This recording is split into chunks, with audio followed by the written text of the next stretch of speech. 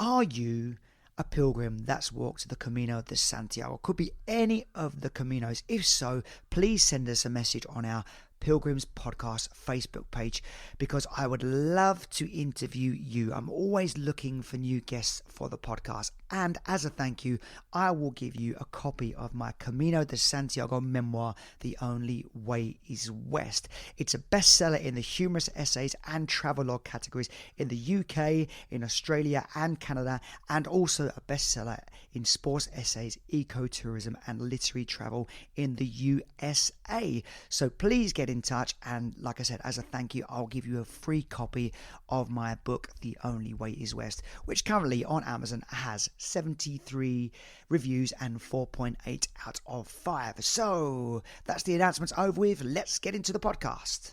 A wandering wanderer, a life adventurer, said he's a secret philosopher.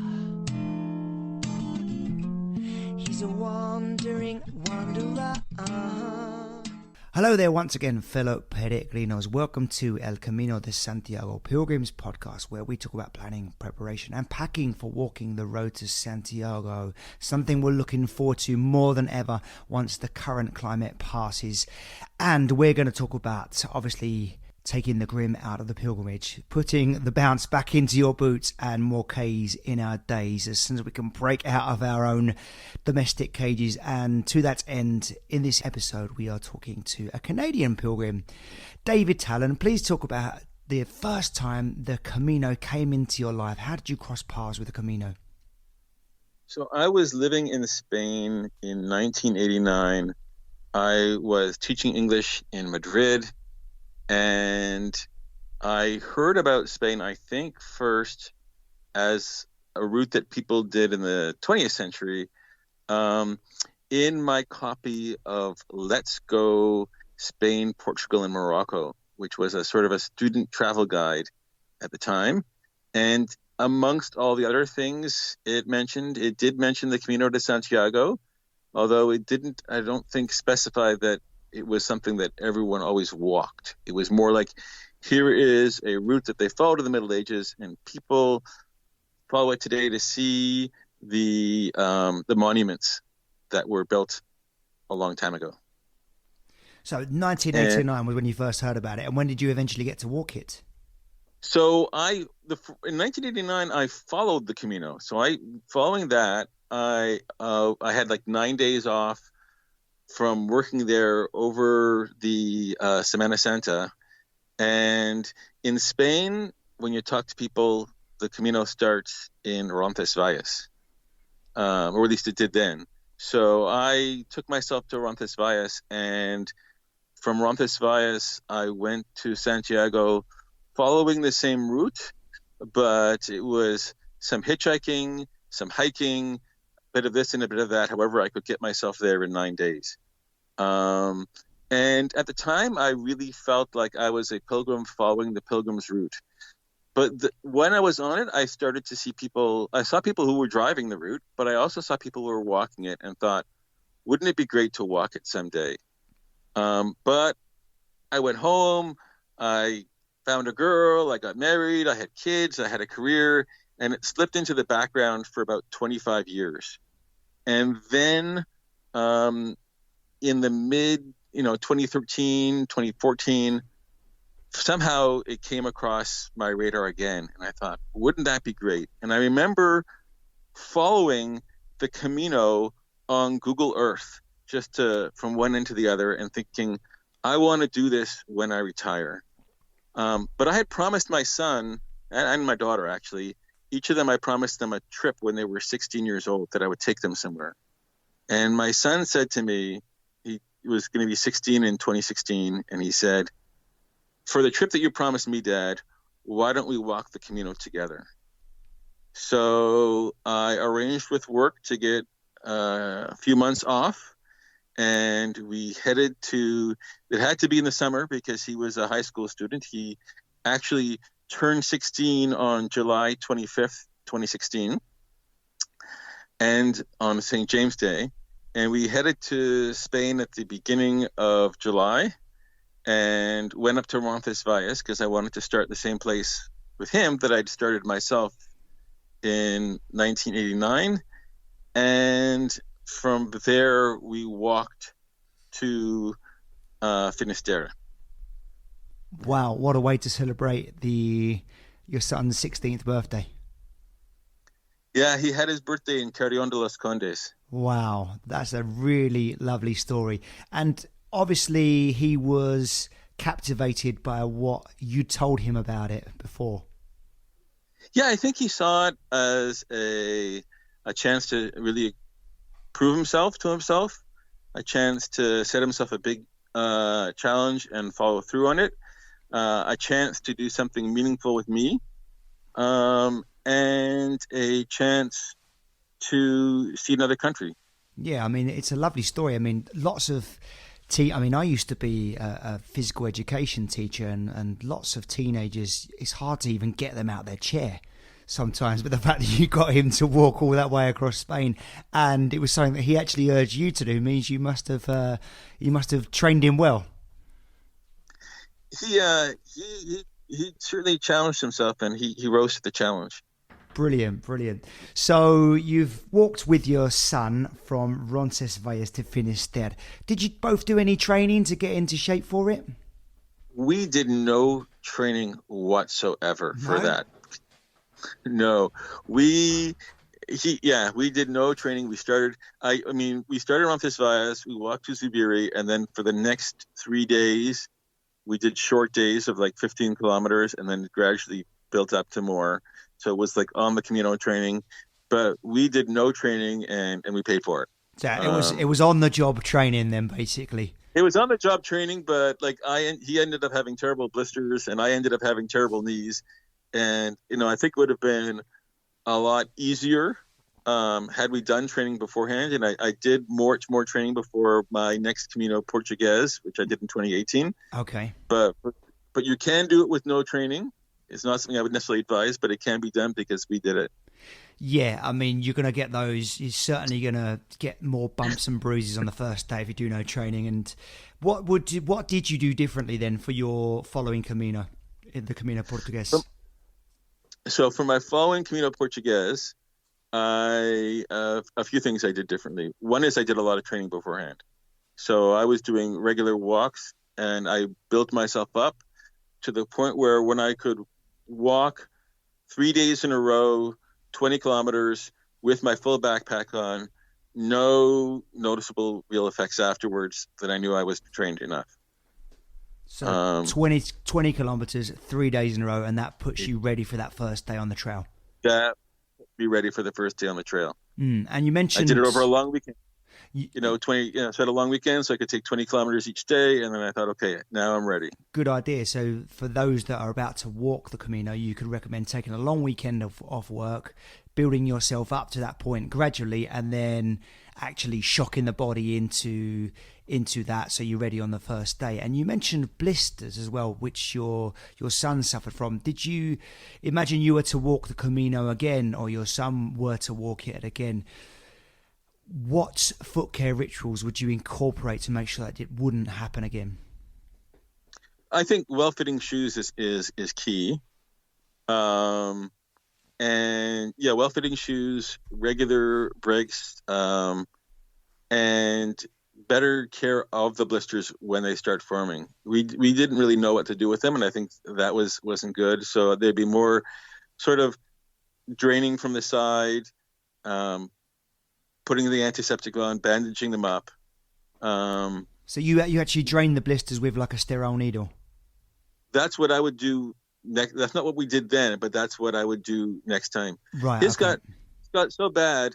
We were in Astorga, and at the albergue we were at in Astorga, they had two sort of clinics. There was a thing you could sign when you signed in for your bed. You could also sign up for a massage or for a podiatry clinic, where they had students from the university who were studying podiatry would come in and help you take care of your feet. And his feet were like so bad then that we immediately signed him up for the podiatry clinic. And most people were in and out of that clinic in 10 minutes. and they were on his feet for an hour and a half. That's how they were. What do you think was the cause of his blisters? Because I mean, that once you're in Astorga, if you're on the Camino Frances and you started in Roncesvalles, you should be worn in. Yeah. You should be worn in by then. What do you think was the cause of it? What was the cause of it? So I think we were walking too long for him. So we had been done, day after day, 25, 30 kilometers, which isn't long for most people, but for him, I think that when we took ourselves down after Astorga, we took a rest day, and then we never walked as much as 25 kilometers till the very end again, and he was fine. So shorter lengths was good. The people in the podiatry clinic were telling us don't use Compeed, and a lot of people swear by Compeed, and they said don't do that because it just puts more pressure on the blister. And what they did was they made like donut bandages that went around the blister, but with the hole where the blister was, so that took the pressure off the blister. Right. Okay. Yeah, I've heard actually not to use Compeed as well. I was told by a same professional. There was a temporary podiatry tent set up by the Red Cross, the Cruz Roja, and I actually had a Compeed on my foot, my first one, and she was very stern with me, and she said, "Compeed, not." Just like that. And I've been told different things, so I think people can try out different techniques and different ways to treat and prevent blisters, but it's always interesting to hear because it's a really common complaint, and I've suffered from them as well. So it's another angle to take, is not using the Compeed.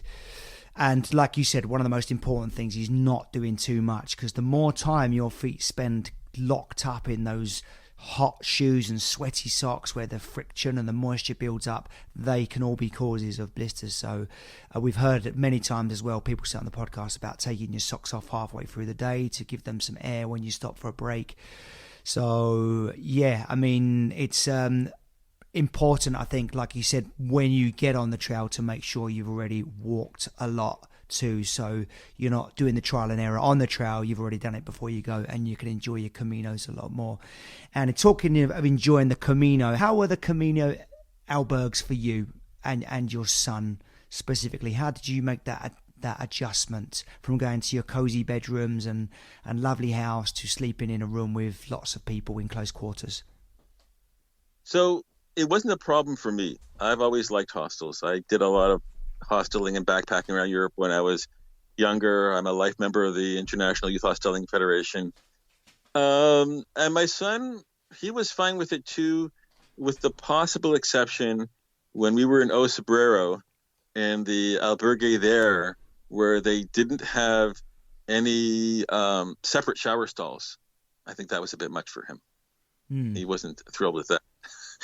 Yeah, there's a distinct lack of privacy in many of them, isn't there? But we brought earplugs with us, and I like the social, the being with the other pilgrims. Yeah, that's a massive part of anyone's pilgrimage, and definitely one of the best things about the Camino, and the camaraderie and the relationships you build and the friendships you make that last a long time, and that often softens the lack of facilities and the Spartan surroundings. And we've heard before different people say different things, like bringing a privacy towel that you can put across the bottom bunk, making sure you sleep next to if you can get a bed next to a window, if you can get one next to a plug socket so you can charge your phone. That was my son. Yeah, away from entry and exit points, so there's less noise. There's so many different ways you can get the most out of your albergue experience, but I think also look at it, as we said many times before on this podcast, as a character building exercise as well. And while we're on the subject of albergues, I mean, did you have one on the Camino Portuguese or on the Camino Frances that you and your son particularly enjoyed and you'd recommend others stay at? If I was going to pick one albergue to recommend, it would be probably on the Camino Portuguese, Casa de Fernanda. Casa de Fernanda. And where can people find that? So that's on the central route north of Porto, between Barcelos and Ponte de Lima. Okay. That's a very rural area as well, if I remember correctly. Yeah, and it's Do you remember the town? The name of Fernanda. the old village or town it's in? It's I it's like its own little place Right. practically. It's in a municipality, but it's not like, like a village where you're going to see the name of the village and it's a cluster of there's a downtown. It's its own place. But it's Fernanda's house, and she and her husband run it, and there's like 14 beds there that are single beds, no bunk beds, and they do a dinner, they do breakfast. It's a donativo, although there is a suggested donation, but they don't. It's a box. No one's watching what you put in. And it's very hospitable, very communal. It's like you're being invited into their home with the fellow pilgrims. It's great. So Casa de Fernanda, and that's between Barcelos and Ponte de Lima, you said. And yes. I'm intrigued because I've walked both the Camino Frances and the Camino Portuguese. What do you see as the major differences between them, and who would you recommend each Camino for? For example, someone that's just starting out, would you say they're better off on the Camino Portuguese or the Camino Frances? It depends on how much. Okay, so I have only walked the Camino Portuguese from Porto. I haven't walked it from Lisbon. But if it was someone on their first Camino, my first question would be, how long do you have to walk? So if they have a good 5-6 weeks, then I would probably recommend the Camino Frances, because it gives you that archetypical experience that is what you're going to read about and see in the movies. And when people talk about the Camino, that's what they think about. Gives you that full sort of epic experience of the Camino.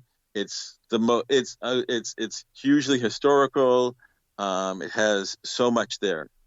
If you can't get that amount of time off, if you have 2 or 3 weeks that you can get off, then I would recommend the Camino Portuguese. It also has very good infrastructure.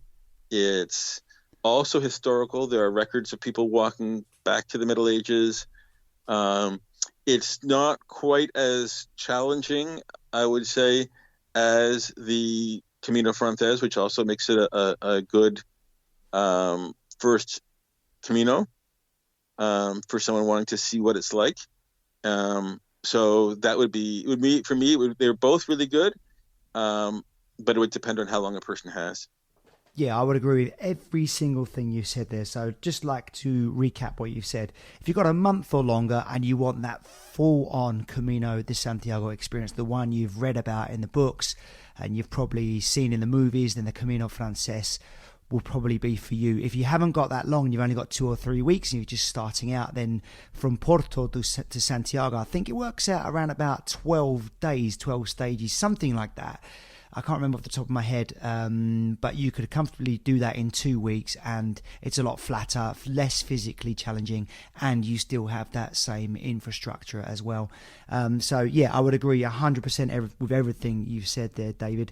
We know you've done 2 Caminos, the Frances and the Portuguese, and we know there was a few years between both of them. And we also know that you refined your planning and preparation, your packing list. So imagine you were to go on the Camino again. What would be the 3 top things on your packing list, aside from the obvious being the backpack, boots, and socks? Okay, assuming we're also leaving aside underwear, pants, and shirt. Let's go. Yeah. Hiking poles, I would definitely take with me. That would be the first on my packing list. They were not on my packing list for my original Camino Frances. I did not actually acquire them until Viana, and I don't think I would have completed the Camino without them. And I took them from the beginning with the Camino Portuguese and had a much better time with my knees, although it was a flatter Camino. But yeah, definitely they would be the first. Hat would be another really key thing for my packing list.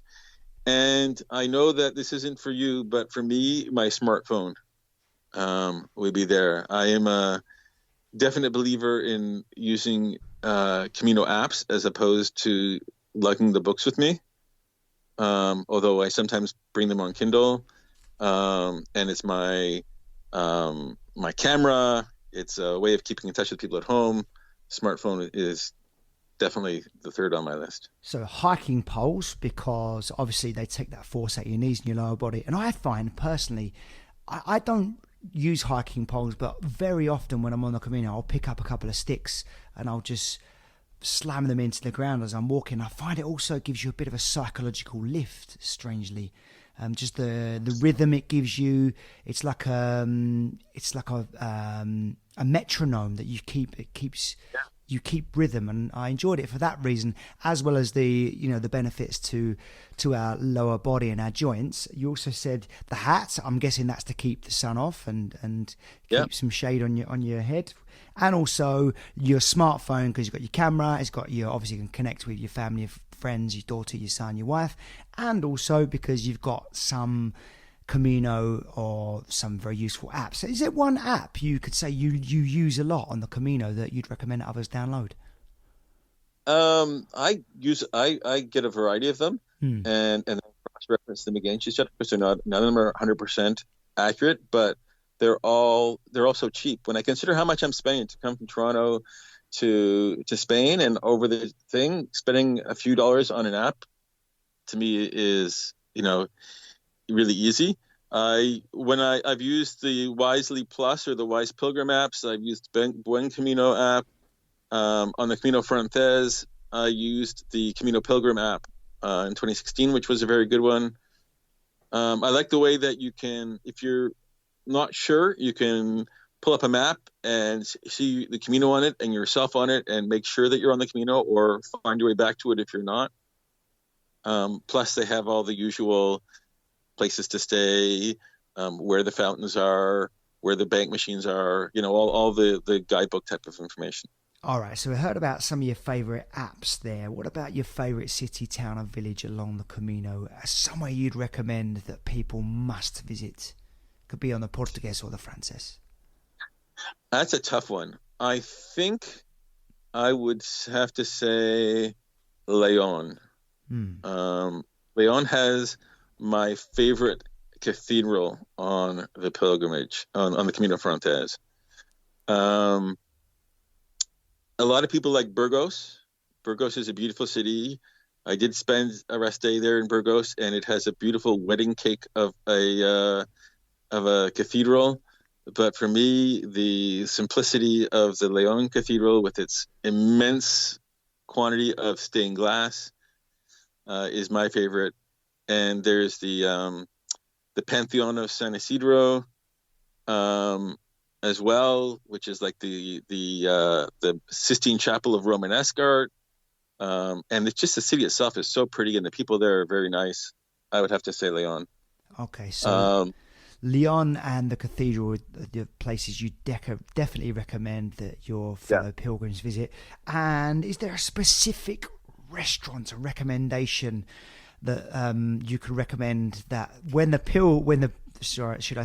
Camino eventually reopens, and we all know it's going to be more beautiful and vibrant and colourful than it ever was after the rest it's being given right now. And let's hope the restaurant that you're about to recommend will still be trading as well. You know what? I was thinking about that, and I really love the Spanish food, and I love the food I ate on the Camino, but I don't think there was one restaurant that stood head and shoulders above the others that I could remember to say, this is the restaurant to go to. The meal I do recall was when we were in Porto Maran. It was some fiesta or festival or market day or something, and they had a big tent set up with tables and the propane burners and the big barrels where they were cooking the pulpo.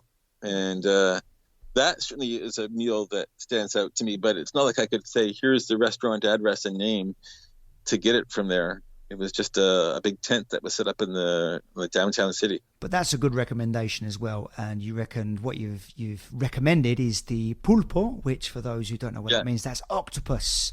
And it comes with suction pads on, and it's often seasoned with, I think it's like Pimiento. a sweet pepper, isn't it? It's like a sweet pepper, Yeah. and comes with some potatoes sliced up as well.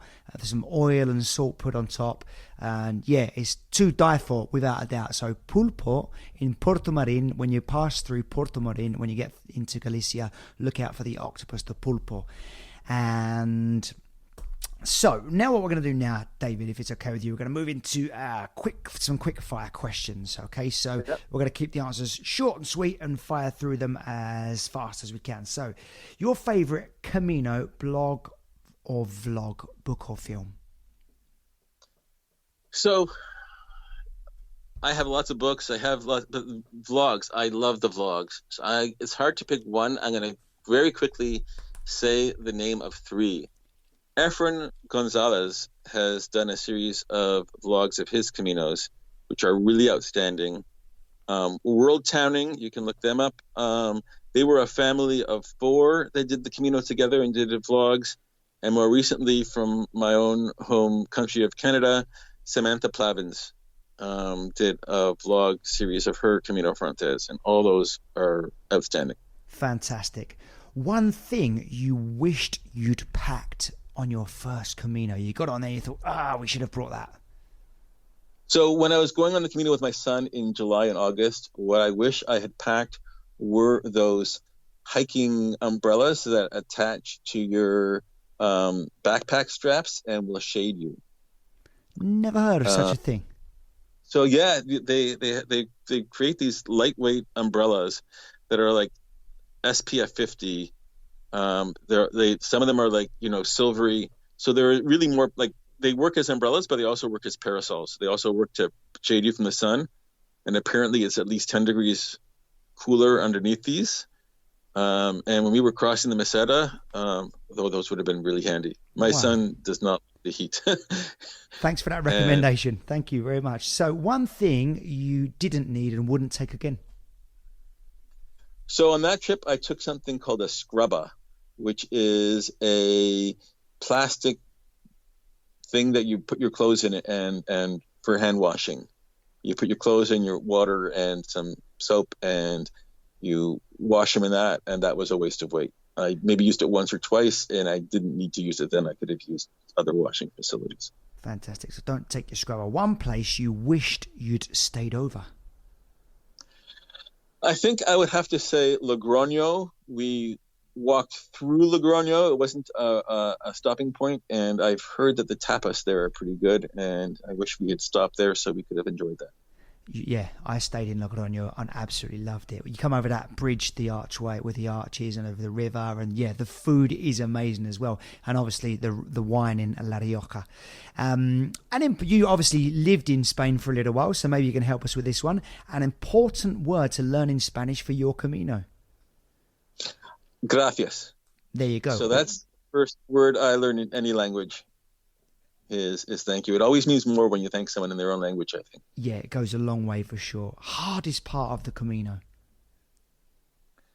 The hardest part of the Camino was, I'd say, the third day.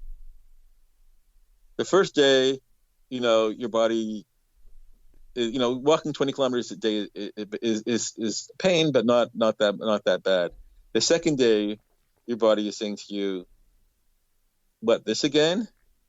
And then the third day, your body is saying, "Are you kidding me? Are you crazy?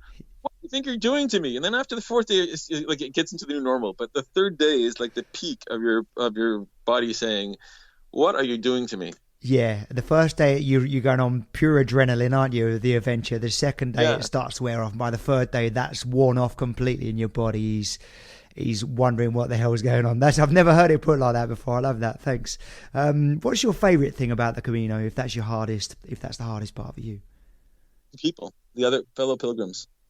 Pilgrims definitely my favorite thing about the Camino.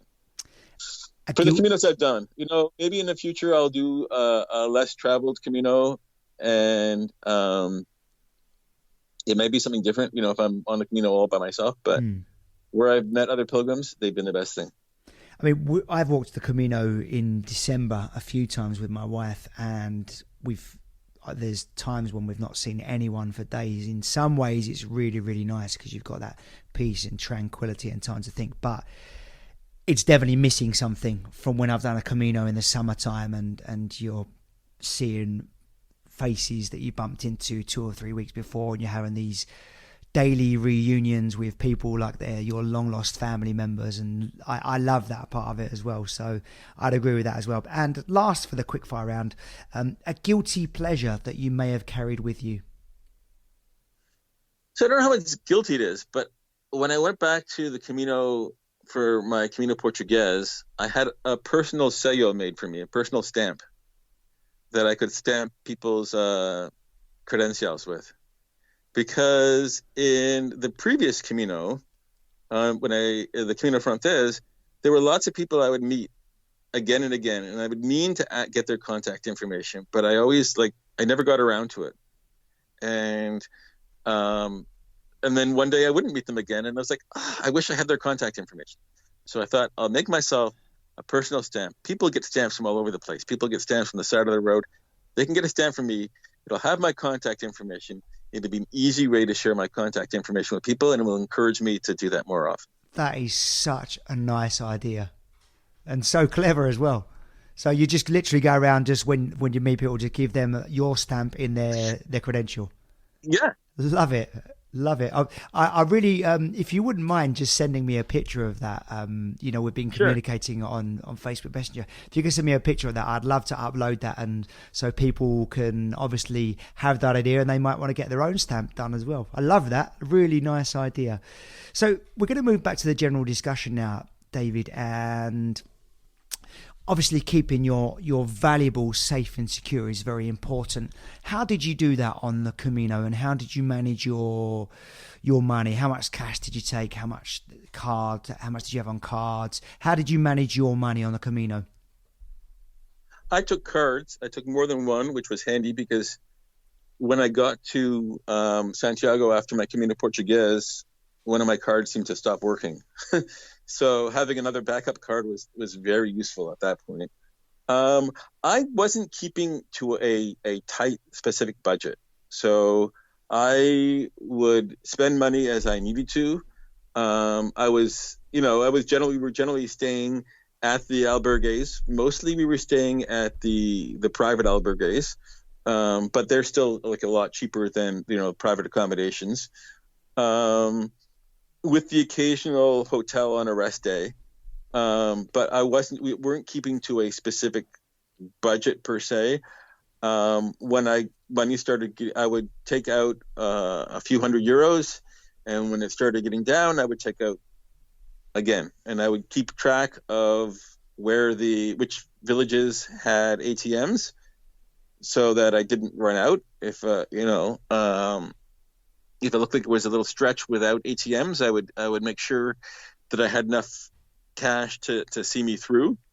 But I wasn't someone who was like watching every euro as it went in and as it went out. In terms of keeping track of my valuables, that's one area where it helps having traveling with someone, so that they can watch things while you're in the shower or whatever. But even then, when I was traveling by myself in the Camino Portuguese, I would just take stuff with me into the shower when I went in the Ziploc bags. Yeah. And generally at night, my pattern was when I got to the albergue, I would shower, I would change into the next day's clothes, and I would wear those right through for 24 hours till the next shower, as it were. So I didn't have separate sleeping clothes. I would sleep in the clothes I was walking in the next day, which made it really easy to get out quickly and quietly the next morning. So yeah, minimal fuss, minimal disturbance when you're leaving in the morning. And so my valuables were in my what I was sleeping in had pockets, and I would just keep my valuables in my pockets while I was asleep. Yeah, I always found it. In I do the same as well. I sleep with my passport, my wallet, my bank cards, everything tucked into, zipped up in a magic belt, and it's with me inside my sleeping bag while I sleep. And that's the way I manage that. And I wonder just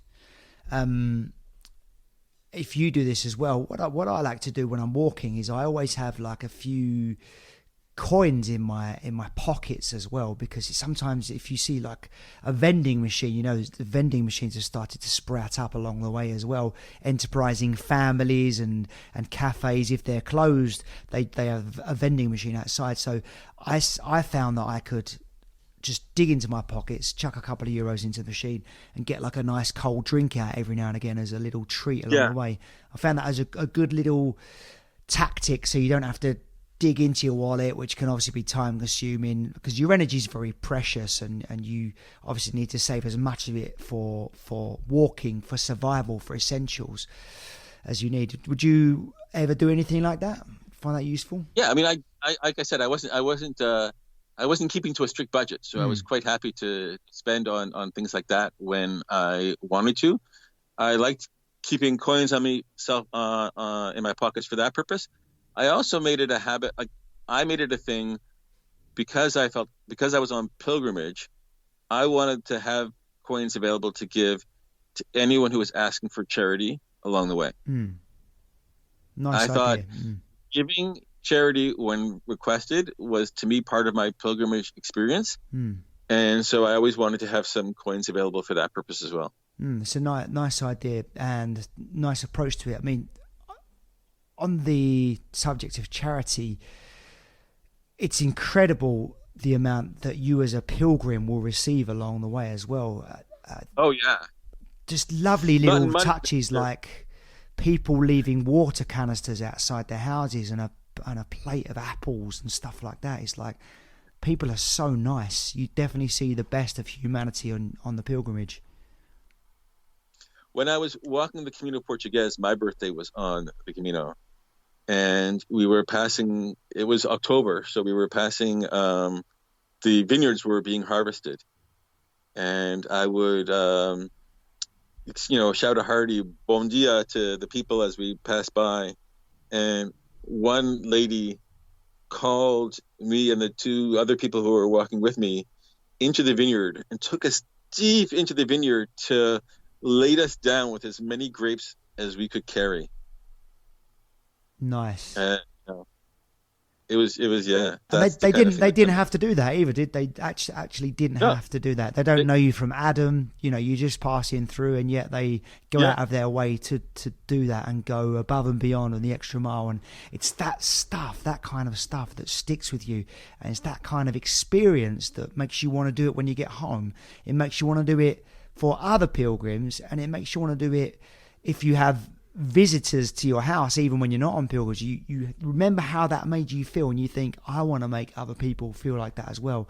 And that's how the Camino and long distance walking and the pilgrimage can have such a massive effect on you and can be life changing. And people sometimes look at you funny when you say it changed my life, but until they've done it, until they've experienced that, until they've had someone do that for them unconditionally, I don't think they can ever understand it. And I love what you say, that story, because just before we finish, David, I'm going to ask you if you've got a similar encounter, a similar experience that you think embodies everything that's good about the Camino, a story that you could tell that would convince someone that maybe if they've thought of walking on the Camino, and in what's going on right now today, we're speaking as many places around the planet are going on to lockdown or are already on lockdown. And I know for a fact there's quite a few pilgrims out there,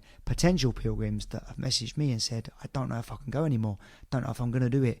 Is there a story that you could tell right now that would make them think, I still have to do this? This is for me. Like a story that embodies everything that's good about the Camino. I don't know that I could. Like, that is a tall order there. You know, if if someone is thinking about doing the Camino but isn't sure or isn't hesitant, to me, my question would be, what's holding you up? And then I would respond based on that. But when I think of, you asked me for a Camino story. When I think of the Camino story that made the most impact to me, for me, it's a two-part story. So it starts a few days before we arrived in Santiago, and we're in the albergue, and somebody arrives. I've never seen this person before. It's not like someone I've been seeing along the way. It's someone who's new, and this person hobbles into the albergue in the afternoon, and he is in bad shape. I mean, anything that, the knees, the ankles, the shins, the blisters, he can barely walk. And I remember, everyone's gathering around and seeing what they can do. And I was not sure he was going to make it. And then fast forward a few days later, I'm in Santiago. We've finally arrived, my son and I, after walking for 37 days. We've been to the Plaza de Obradoiro, that place that's supposed to be like the biggest moment of feeling when you arrive.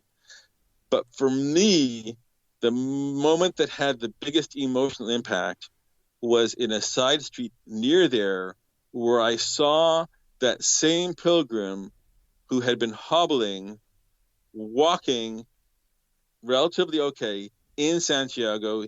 He had made it. And my happiness at his success in arriving in Santiago, knowing the struggles he had been in, was greater than my happiness at my own success when I had arrived at the Plaza de Obradoiro. And to me, that speaks of the Camino experience and the Camino community, because we really are each other's cheerleaders. And they say the Camino isn't a race. We're not competing against each other. Mm-mm. We're supporting each other and trying our best to see each other through. And again, it goes back to the thing you said about the Camino. Your favorite thing about the Camino was meeting other pilgrims and what you share and experience as a team. It's a collective energy, isn't it, that we're all sharing there. And that's a lovely story. And those reunions in Santiago are unforgettable when you see someone you've not seen in a few days or a few weeks. And it's definitely in some ways many people's defining moment, and thank you very much for sharing yours. And just as, if you don't mind, before we just end, in the challenges we're all facing in this current moment, where we are facing the prospect of being locked down, living minimally, is there a lesson that you can take from your pilgrimage into the challenges that are ahead of you right now? I think you said it right there. We people who are pilgrims, who have been, walking, living out of what they can carry on their backpack for 2 weeks, 6 weeks, whatever, know there isn't that much. When you strip it down, what you need from life is very simple and very minimal. And whether we're locked down or even in our lockdown situation, we can get, nothing is taking away those things from us that we need. We still have places to sleep. We have places to eat. We can communicate with each other as, both the people immediately or like we're doing it right now across oceans. We have companionship, and we can think and appreciate what's around us, and that can happen anywhere. And none of that's been taken from us. No, and the pilgrimage definitely teaches you to do that. And I love what you're saying as well, David, because everything you're saying to me, from what I've taken from that, is you're saying and talking about everything we can do and not focusing one iota on what's been taken away.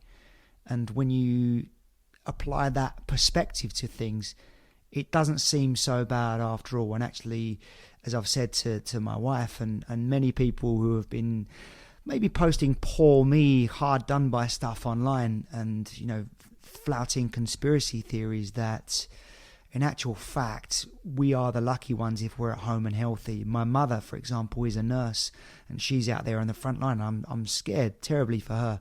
Yeah. And all we have to do is wait this out at home and, you know, be responsible and stay home. And as you mentioned in our pre-interview chat, a bit of social distances for a short amount of time, you know, in the or a longer amount of time. Yeah. I mean, either way, let's hope it may it's end up being months. But in the grand scheme of things, it's a short amount of time. Whether it's going to be or it's going to be a month, 2 weeks. We've just been told here in Spain that it's going to be at least until April the 11th. So we've gone from 2 weeks to a month, but it's absolutely fine. We're all getting by, and in many ways, you know, my wife and I are finding out that we get on better than ever. And you know, I'm chatting more to my friends more than ever, and there are positives to take from this challenging situation. It's tragic, obviously, that people are losing their lives, and we're having to witness that in the news every day as well. But we can only do what we can do, and that is control the controllables. And relating to our pilgrimage experience, we're used to living minimally, and we've been through psychologically tougher stuff than this, which is obviously, you know, the daily walking, having to get 30k. In some ways, the hardest part is not being able to go for a walk anywhere, isn't it? But yeah, when we can eventually go for a walk, it's going to feel like the best walk of our lives. So I have to ask you as well about your son before we finish. And how did the pilgrimage experience shape? Because he's so young and impressionable at 16. Has that shaped did it shape his future choices in life? What has he gone on to do? How is it? He's studying media production, new media at the university. I think it did to a certain extent. It's hard to say. I know that when he first finished it, like the day he finished it was like, okay, never again. Like, really? But 6 months later, he was talking about, I could do another Camino. Yeah. So yeah, I think there may be he may have gotten the bug a little bit of that, yeah. But I think he now knows that if he puts the effort into something, he can see it through. Yeah, definitely. And maybe everything and that he learned, was, I think, maybe everything he learned and all those experiences will bear fruit maybe a bit later on in his professional life when he looks back on the lessons, yeah. and he sees how that actually sharpened his life skills. So yeah, it's been a real pleasure talking to you, David. I'm really grateful for all the lessons you've given, the recommendations, the tips, the stories you've shared as well. And as a big thank you, I'm going to send you via email a PDF copy of my my Amazon bestseller, which is The Only Way is West. So I hope you enjoy the read of that. And are there any more Caminos planned for you and your son anytime soon? Well, I think the next Camino is likely to be in another 3 years or so. Right. Maybe when he graduates university, and that'll be probably or possibly about the time I retire. And then I expect some Caminos. I'm not sure what the next one's going to be. If I go with my son, it could be doing the Frontes again, maybe starting a little bit farther away from Santiago. If I go with my wife, I'm expecting she might be more interested in doing the Portuguese. Mm-hmm. And if I end up going by myself, I think the next Camino by myself is going to be the Camino de Madrid, starting from where the front door of where I used to live there, and then going up. I think that joins the Camino Frontes in Sahagún, and then going over to León and taking the San Salvador and then the Primitivo. All right, so whichever one you choose and whoever you do it with, whether it's your son or your wife or on your own, I'd just like to say thanks once again and wish you good luck, good health, that you and your family stay united and positive, and lastly, of course, Buen Camino. Thank you. The same to you. Good luck, good health, Buen Camino, and especially good health to your mother. Thank you very much, David.